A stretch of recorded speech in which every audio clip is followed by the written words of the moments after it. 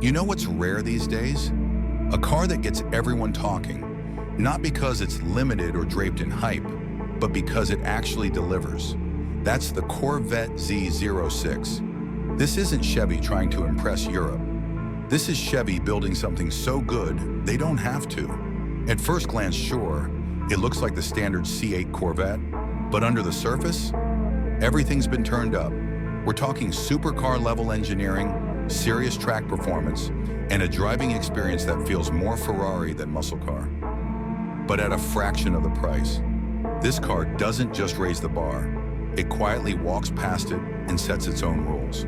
Let's start with the headline, the engine. This isn't a tweaked version of the Stingray's V8. It's a completely new 5.5-liter flat-plane crank V8, hand-built, naturally aspirated, and revving to 8,600 RPM.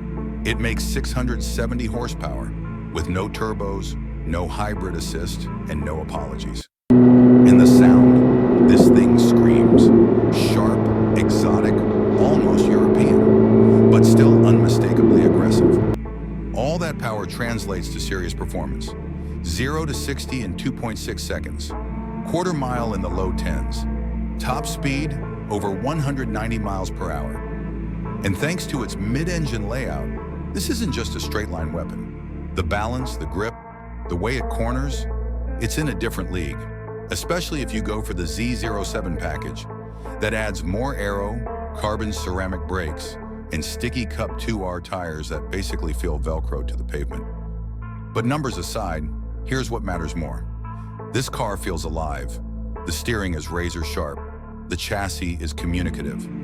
You're not guessing what the car's doing. It tells you. It's aggressive, but not intimidating. If you want to push it, it'll go. And if you just want to cruise, it's totally comfortable doing that too. That's what makes it special. It adapts to you. Step inside and things stay focused. The cabin is driver first. Low seating position, digital cluster, and a cockpit-style layout that actually makes sense. The squared-off steering wheel feels odd at first, but it works. Paddles are responsive, materials feel premium, and everything is exactly where you want it. Go for the GT2 or competition seats if you want more support. And if you're dailying it, don't worry. It's comfortable. Seriously. This isn't some fragile track toy either.